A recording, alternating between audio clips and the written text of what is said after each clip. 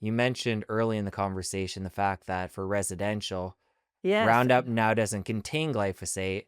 So expand into that and how we won that one, even though in the big scheme of things, a small win, but still in the right direction. Yes.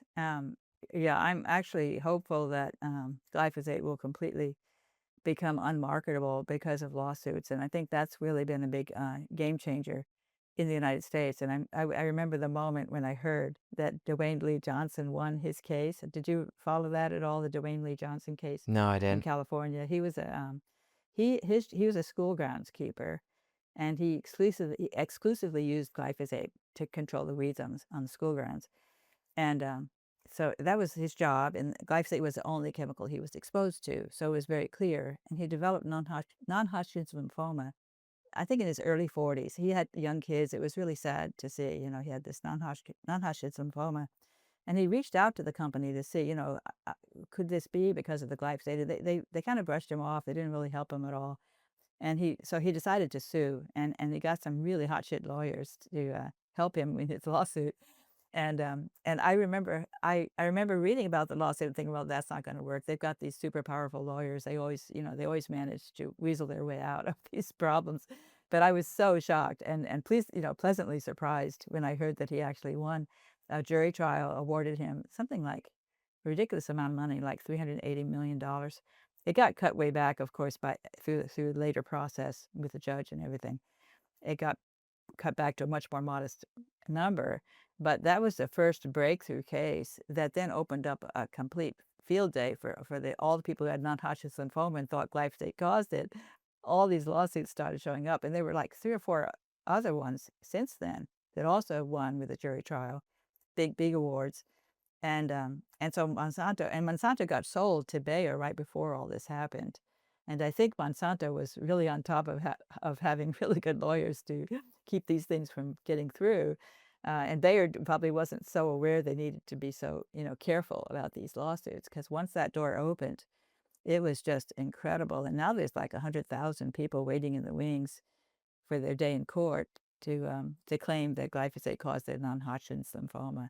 And so Bayer has been really struggling with this. They've been trying very hard now to get legislation through at individual states. Many of the states are being uh, they're pushing legislation on these states, bills to be considered that would basically treat glyphosate like vaccines, to say this stuff is so important for our agriculture that we can't afford to do without it.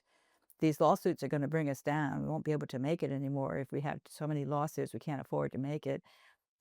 We need to protect glyphosate. So we need to set up laws that say you can't sue, no matter how bad your health is because of what you think glyphosate caused that problem.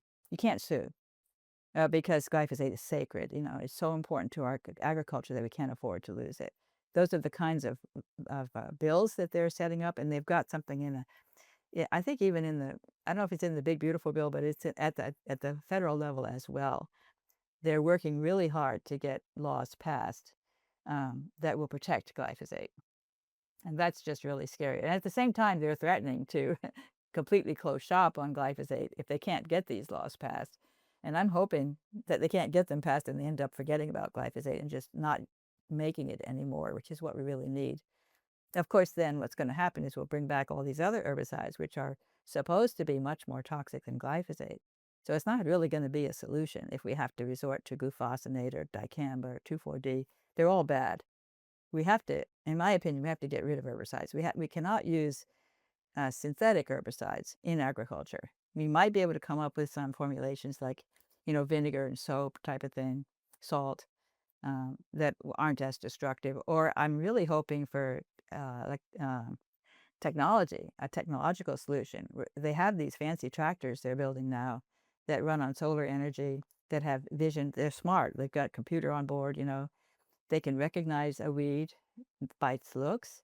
They can carry maybe some boiling water and spray the weed with boiling water and kill it. I had this ideal notion that you could figure out, if you put your mind to it, you could figure out a way to control the weeds without having to bring in a bunch of humans to pull them. That's the whole thing. Human labor to pull weeds is very expensive, and nobody wants to do it as well. So that's the big problem, I think. If we could find a way around that, that didn't involve toxic chemicals, we would be so much better off. As you shared that story of the groundskeeper in the lawsuit, it started to come back to me. Was that written about in your book? Yes, yes. That's what it is. It'll be interesting too now with as you talk about using boiling water to kill a weed and this tractor innovation with AI Yes, and this whole layer that's propelling things in technology so quickly right now, that's how that amazing, could isn't fit it? into all this.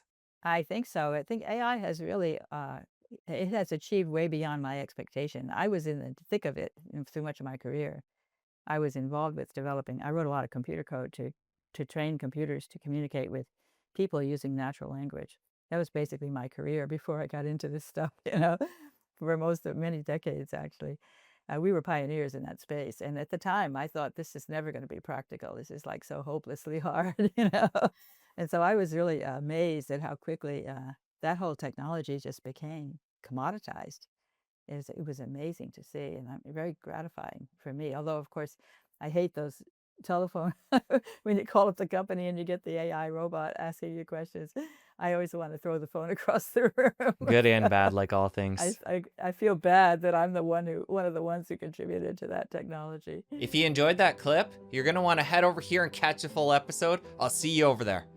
A lot of people don't know what glyphosate is, and I admit I didn't know what it was either back in 2010, 2011. They patented it to be used to strip metals off of pipes because it's very good at chelating metals. I think it was an accidental discovery.